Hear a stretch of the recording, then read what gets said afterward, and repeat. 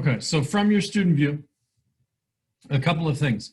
The progress reports that are being sent out basically, let you know that we're a third of the way through the semester and this is what your grade is so far. One of the things that you may have noticed is that generally we will have 2 assignments a week. One in class we'll do together. The other one should take you only about 30 to 40 minutes that you would have to do on your own before we meet the next class period. So one assignment, generally the classwork, and there's only 2 categories if you looked in Aries, that you have one classwork assignment generally we will do together, and then the other one is a homework assignment that you'll have to do before the next class period.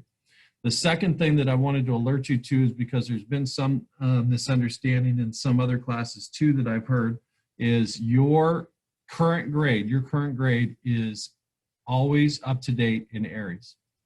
Canvas and that platform of delivering grades is a way to get the grades to Aries. So Canvas is not your grade.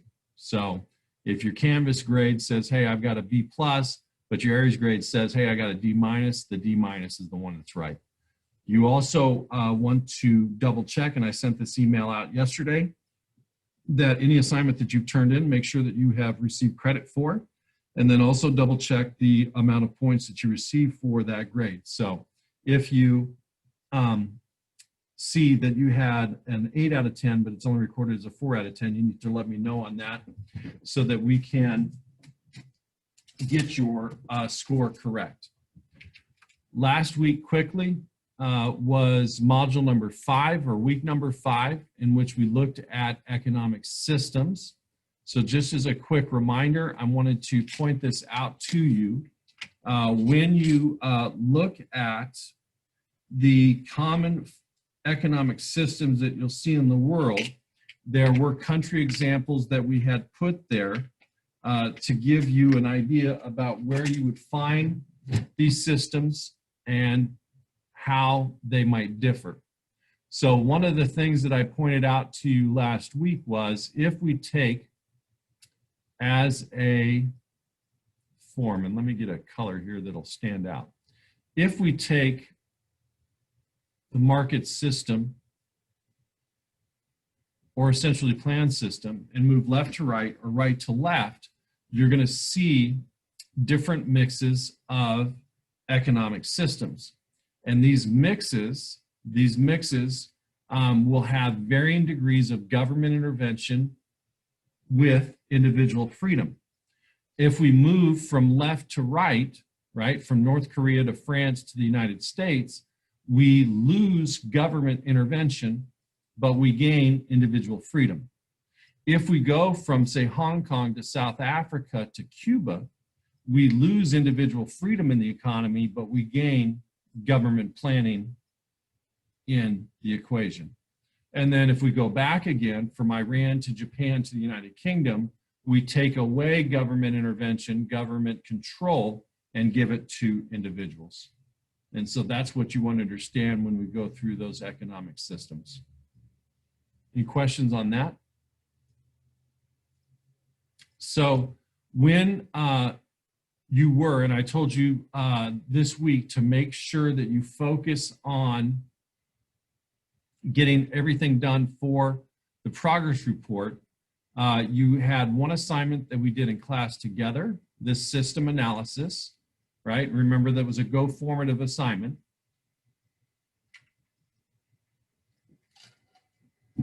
Breakout room 1 was group 1, breakout room 2 was group 2. We had the 2 hypotheticals. All you had to do after you submit was to copy and paste this, This is the easiest way because it will show your answers in Canvas when I click on your URL. And then the other assignment was the case study. So on the case study, that was the 3 videos, The Disney video, the Hunger Games video, and the late 80s movie, Tucker the Man and His Dream, answering questions about what economic system is portrayed in each of those clips. One thing that you wanted to make sure you did was use your school email address as your email of record.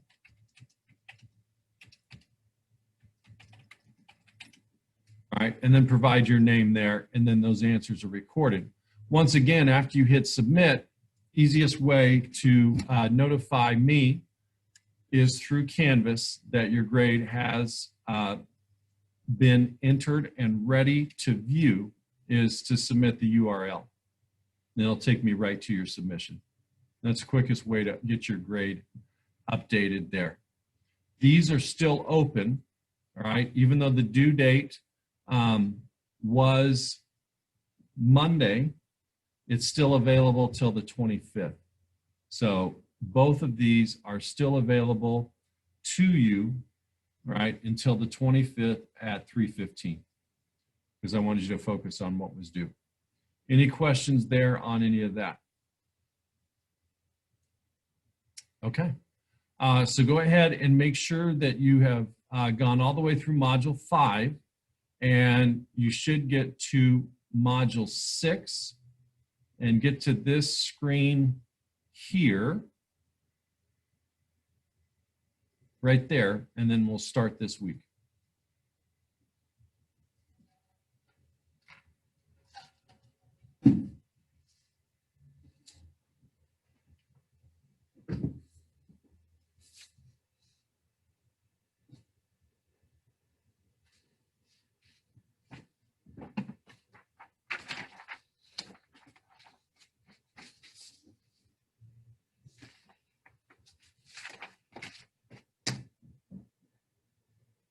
Okay, so real quick this week,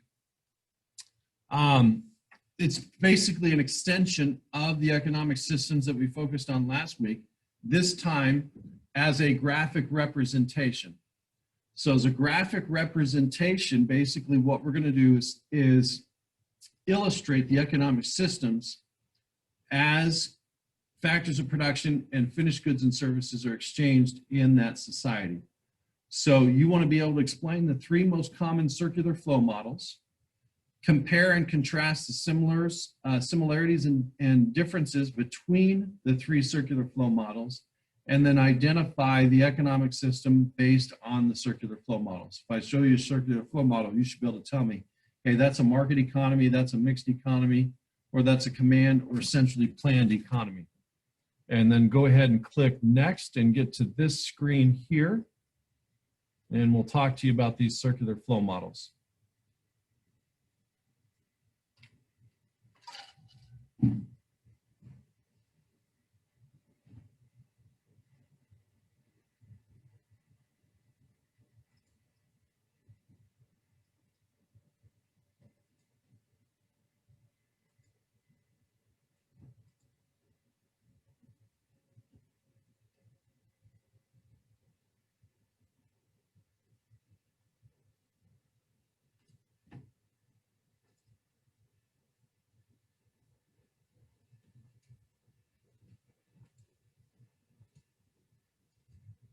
Okay, so all we have here is a graphic representation of what a market system looks like when we have exchanges that take place.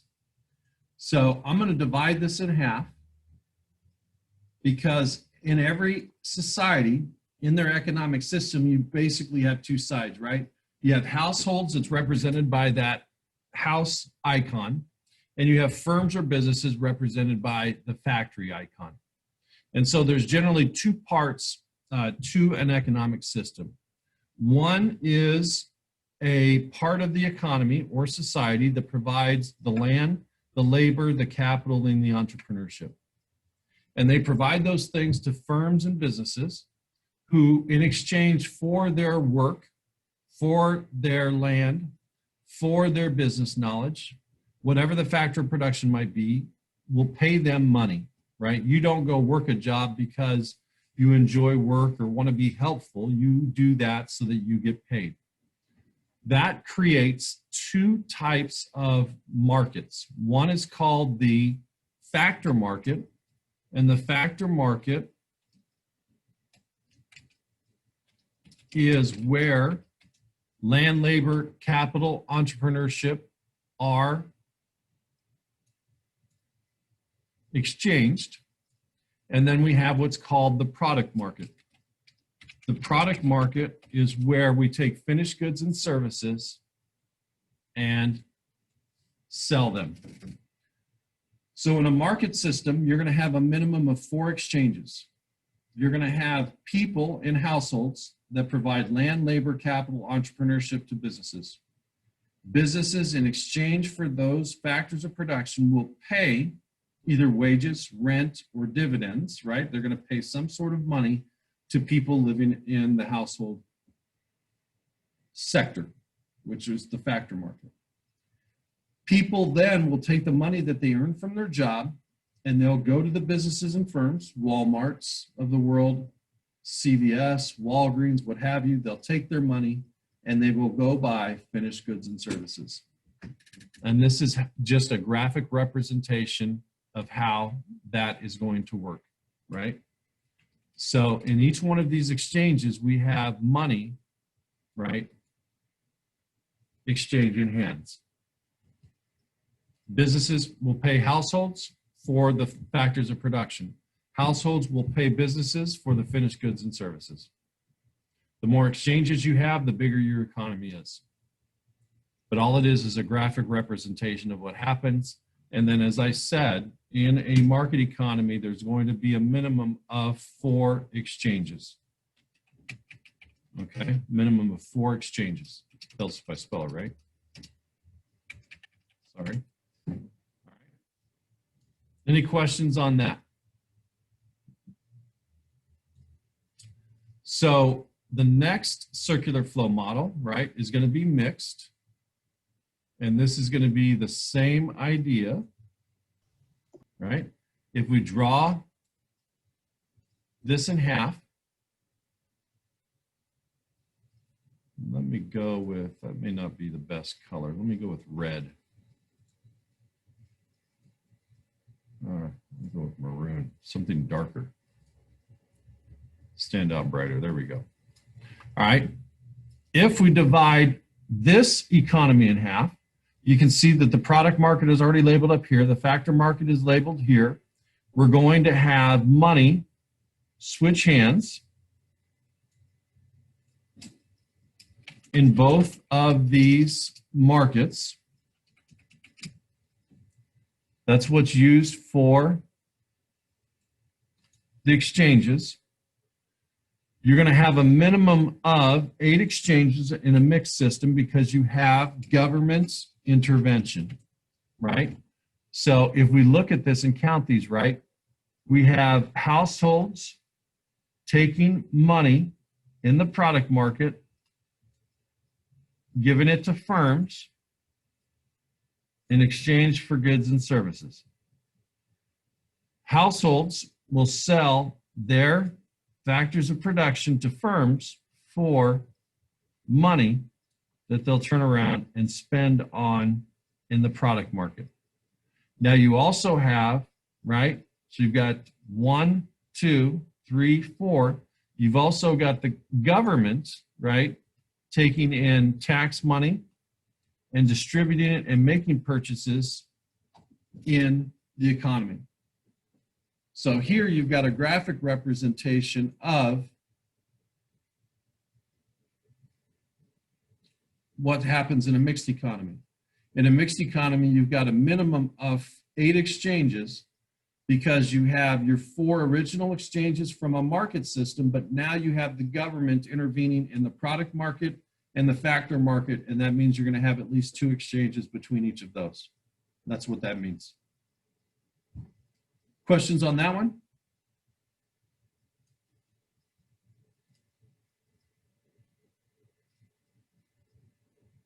All right, last one, command system. Same thing, right? If we divide this in half, got 2 markets again. Over here where the households are at, households buy goods and services, right? And they sell the factors of production. So this would be the factor market.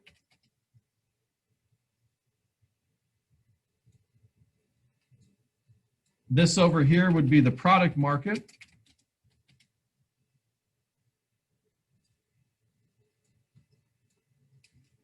and money is exchanged.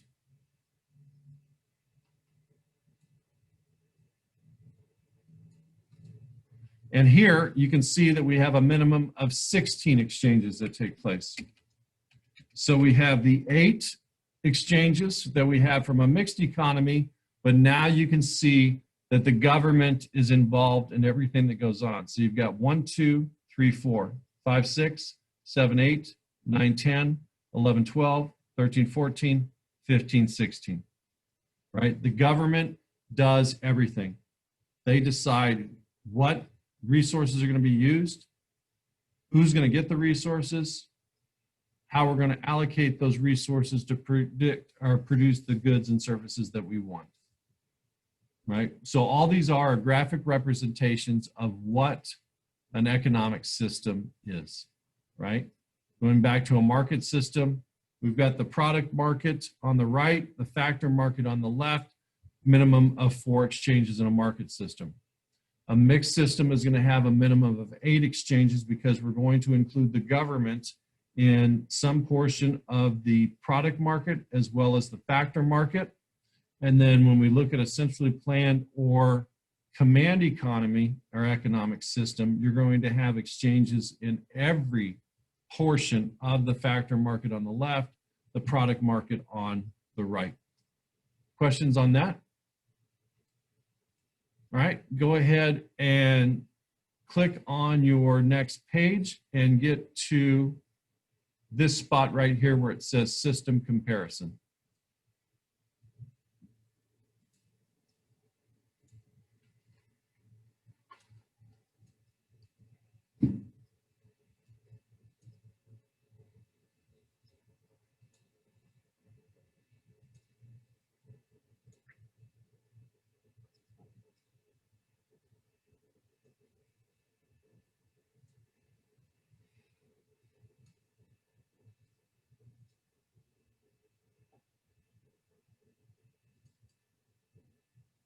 Okay.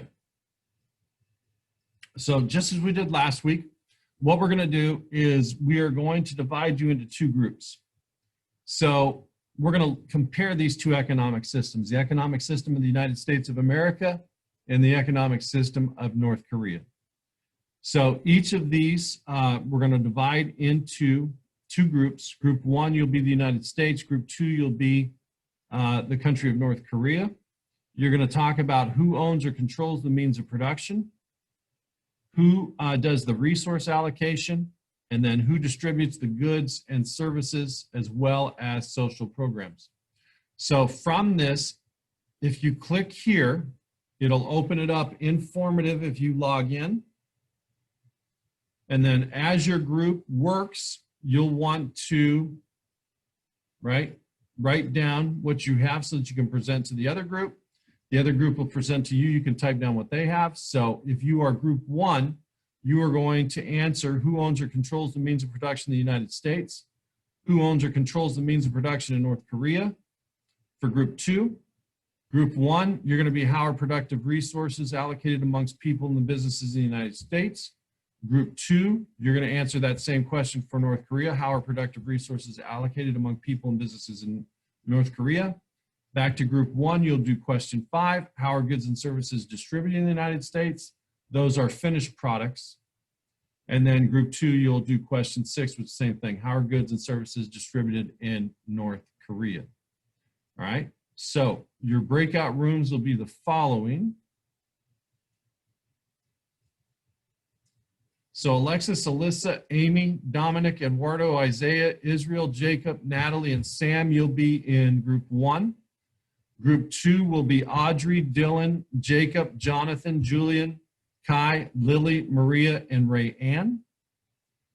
I'll check in with each group. You'll have 8 minutes.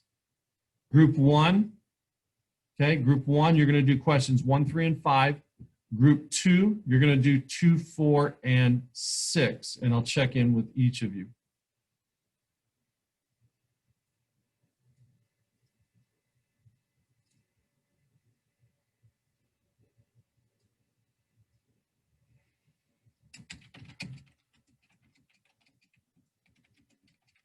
You may want to use a separate tab and log into Formative before you click on that assignment.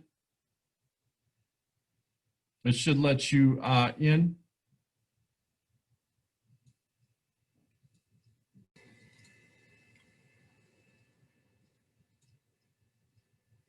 Okay, so group one, you are doing questions 1, 3, and 5. And then the thing to remember with that is the United States is what type of economic system? Isn't it capitalist? Yeah, so it's mostly a market economy. There is some government intervention, so it'll have some mixed things, but that'll help you answer those questions. So you'll want to answer questions 1, 3, and 5 and save that in your assignment and then type in what group 2 gives you.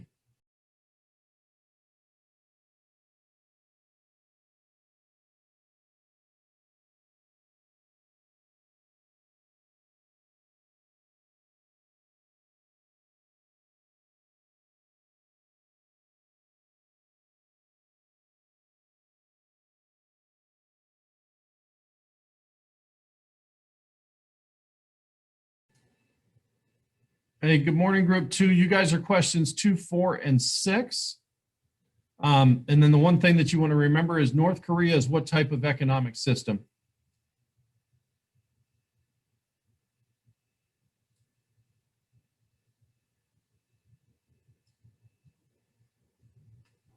Centrally planned. Yep.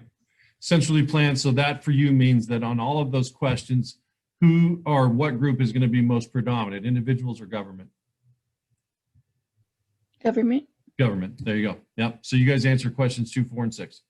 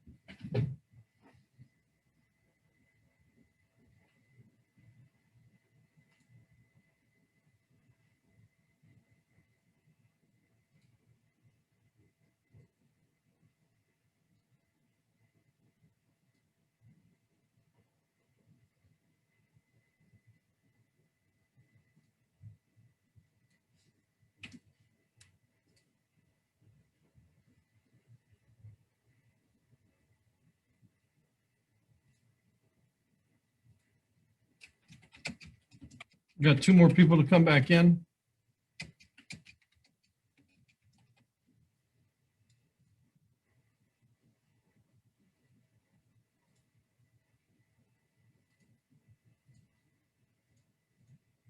All right, I think everybody's back. All right, so to be different than we were last time, let's start with group 2.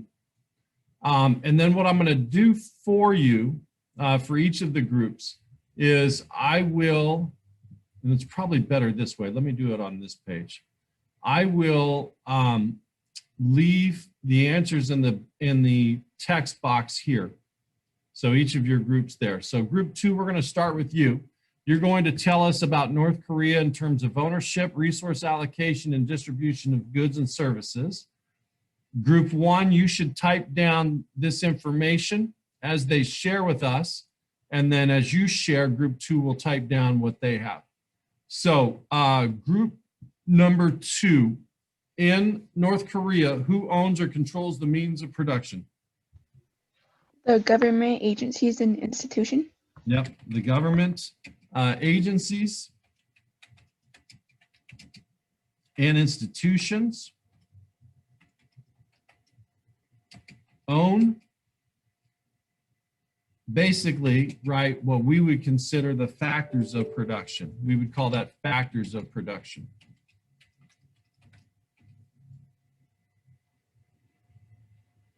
All right. Group 2 then, let's go to resource allocation. So resource allocation, how are productive resources allocated among people and businesses? By government plan? By government plan. And they also, the thing that you want to add to this, if you haven't, is they also decide the amount. So the government decides what is given and in the amount that it is given.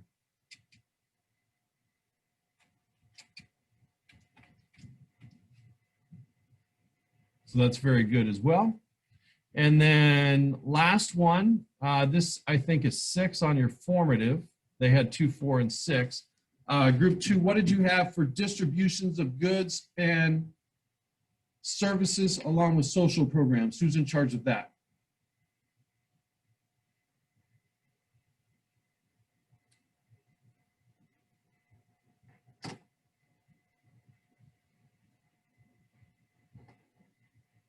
So group 2, what did you do for distribution?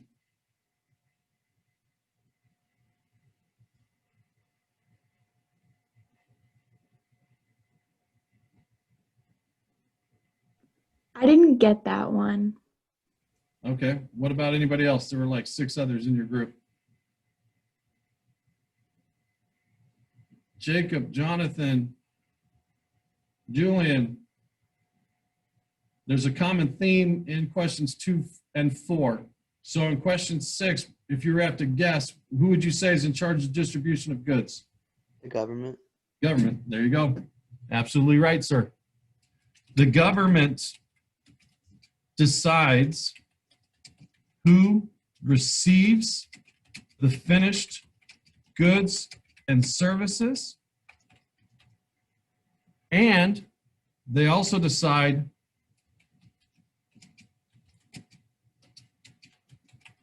they, being the government, decide how much they receive. Okay, how much they receive. Does that make sense? Everybody see that okay on their screen? I'll leave that up. Group 1, you can see that okay? Anyone? Anyone? Bueller? Bueller? You guys are too young to know that, how funny that is. All right, group 1 is going to give us the answers to 1, 3, and 5. Group 2, you'll want to type these in as we go. So group 1, in the United States, who owns or controls the means of production? Private individuals and businesses. Yep, individuals and businesses. That's a great answer.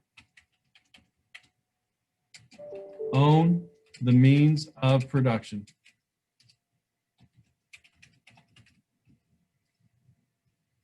We'll spread that out so it's a little easier to see. Awesome. Thanks for sharing that one. And then on question number 3, in terms of resource allocation in the United States, how are productive resources allocated among people and businesses? Through a the- market Through system. market system. Yeah, through the market system. So basically, right, when we talked about on the graphic representation, the factor market and the product market, it's basically through the market, right? If you wanted to do, let me type this better.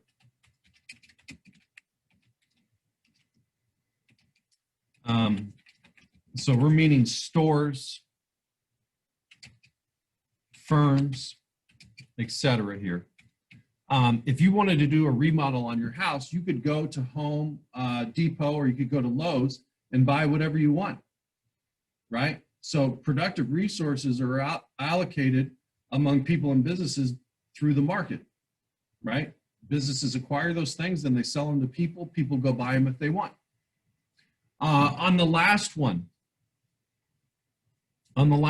which would be question 5, in the United States, how are goods and services distributed? Also, how are social programs distributed?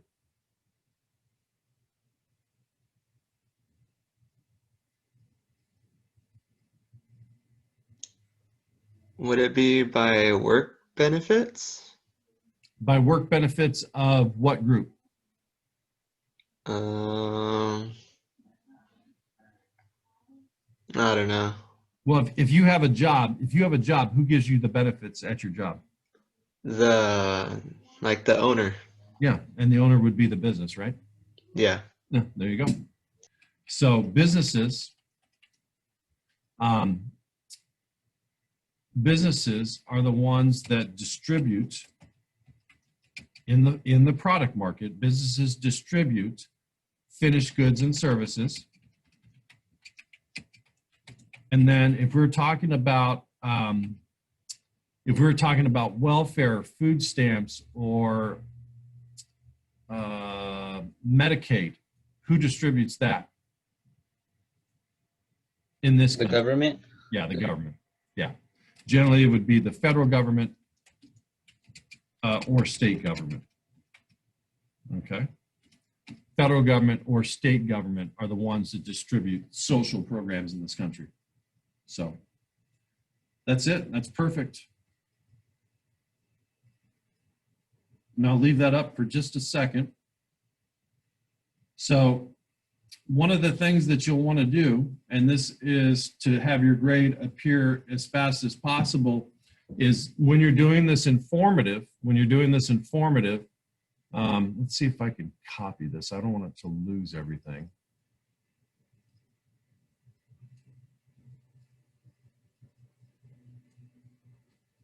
Let's show this in a folder here. Oh, screenshot. Okay, perfect. So let me clear this real quick. I'll put that back up if you're not quite done with it. So when you are done typing all of this, right, you type this in and you go down here and you're ready to hit submit. When you hit submit, go right up to this box here, copy your URL, go back to this page, go to website URL here, copy and paste that in there and submit that. That's the fastest way for your grade to show up. All right, fastest way for your grade to show up. Let me, I just clicked on the wrong button. Son of a biscuit. Can you do that again? I didn't see it. Yep, I can. Let me move this out of the way. Okay, so when you click on this, right, it opens informative if you're logged in. And each group, you typed in your answers. My screen looks a little different than yours. But basically, when you're done typing yours in, you hit that submit button down here at the bottom. Once you do that, go up here to the top. You see where I've highlighted this? Yeah. Just highlight the whole thing, hit Control-C on your keyboard. And Okay. then in Canvas, if you're in the student view, which is your view, let me get to that assignment.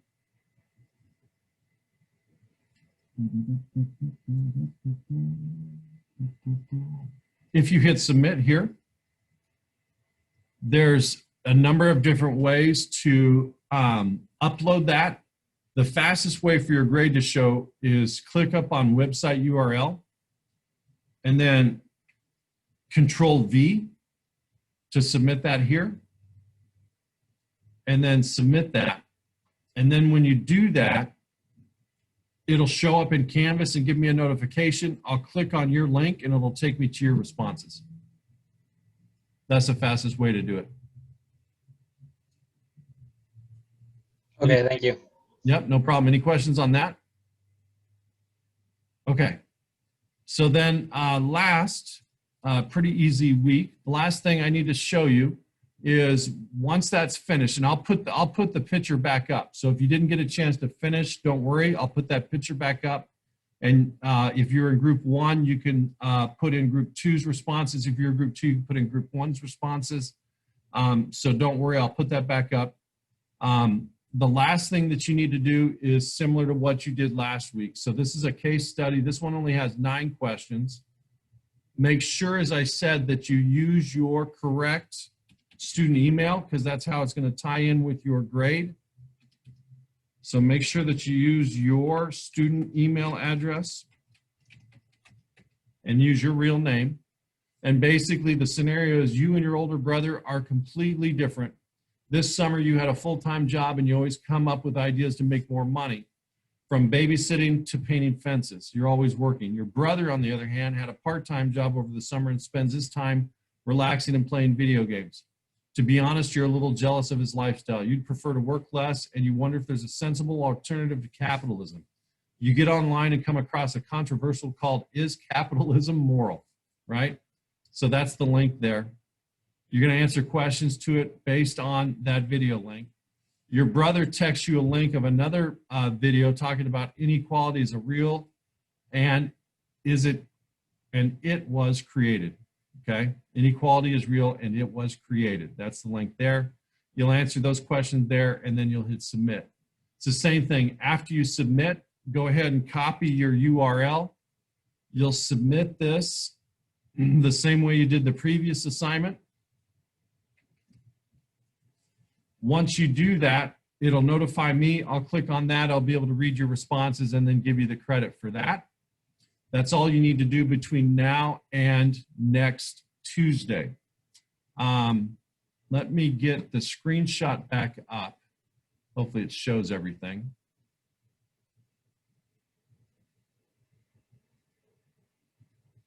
Take a minute for it to load. Mr. Grock, Yes. for last week's assignment on the case study, I didn't use my school email. Should I go back and change that? If it'll let you change that with keeping your responses, you can. It'll just transfer your grade automatically and it'll be faster for you to show up. If not, I'll do it after the grades update. I didn't do anything with those 2 assignments because I wanted everybody to focus on the progress report. So I Okay. didn't even really look at those responses yet. So if it lets you do that without losing your responses, go ahead. If it looks like your responses are going to be lost, if you change that, just leave it and I'll do it manually. Okay. I Okay. think Okay. I'm just going to have you do it manually if that's okay. Sure. Because I don't know how to change it. Okay. Yeah. So this time, every case study is fine. You don't have to use a Gmail to get in. Just use your school one. It'll be faster. And then hopefully, can everybody on the screen see the responses there?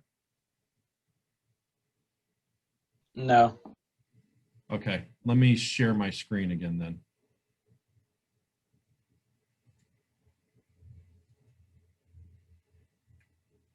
What about now? Yeah. Okay. So that's all we had to do for this week. You can, as I said, the case study 1 and the system analysis from last week is still open. Finish that first. And then this is the assignment that we submitted together. And then you only have to do the case study 2 before we meet next Tuesday. If you have any questions or concerns, you can hang on.